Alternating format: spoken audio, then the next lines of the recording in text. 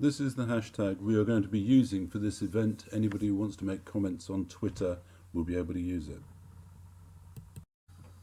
Ernest Hemingway was the patron saint of flash fiction. This is just as well because he didn't normally come across as a saint.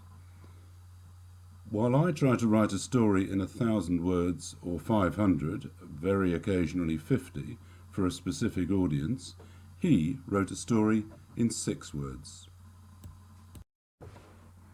The first 2 words, for sale, are familiar to anyone who looks in the classified ads of the local newspaper, and the story takes the reader from the familiar to the unfamiliar. And the next 2 words, baby's shoes, create a mood. I imagine most people are thinking of innocent babies, adorable, and perhaps of doting parents or grandparents buying them shoes. And with the last 2 words, Hemingway creates a completely different mood. As the meaning sinks in, the reader is invited to think about the tragedy that might lie behind this narrative.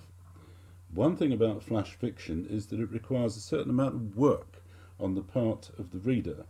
You have to use your imagination. In this case, your imagination will take you to a very dark place.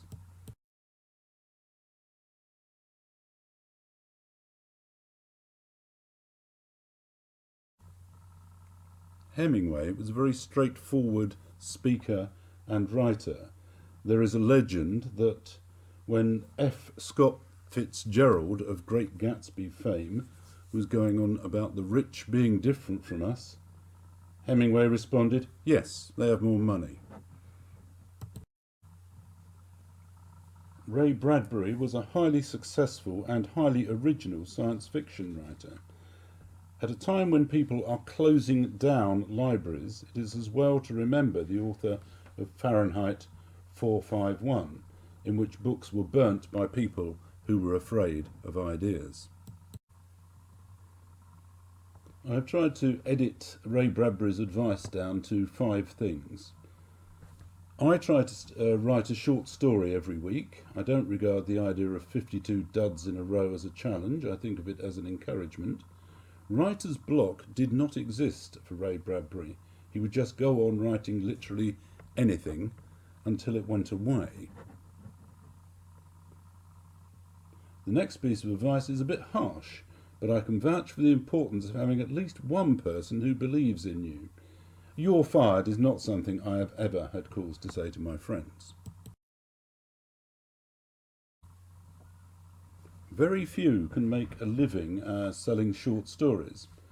I managed to buy the occasional bottle of wine, and we have the occasional night out on the proceeds of writing. I have noticed that Amazon are quite punctilious about making sure I pay tax. According to what I read in the newspapers, they are less fussed about paying tax themselves.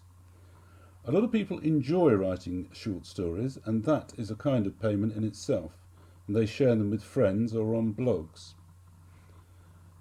10 things you love you can write about lovingly. 10 things you hate you can destroy in a story. Believe me, that's more satisfying than it ought to be. And the last one is to read good short stories. Now, I wouldn't presume to tell you which writers to choose, but I have mentioned 3 writers already that you might wish to have a look at. Ray Bradbury did not suggest you imitate any other writer. You may like them, but you can't be them. Mark Twain's work was of its time. He used racial terms we would not expect to hear today from civilized people. However, in addition to his stories, there is one piece of knowledge which I would like to share with you. In a letter to a friend, he wrote, "I apologise for the length of this letter. I didn't have time to write a short one." Some people will write a story of whatever length it takes and then cut it down to a short story. One of the things you learn is that you can do all this work in your head without writing anything down. However, I always write notes as soon as possible. Too often I've got to the laptop, booted it up and thought, now what was that brilliant idea I had? And finally, I would like to talk about the American online magazine Everyday Fiction.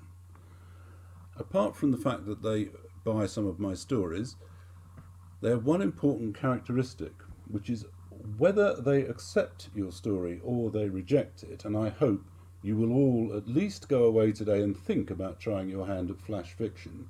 They will always tell you why they have accepted or rejected it, and that is the most useful service they could provide.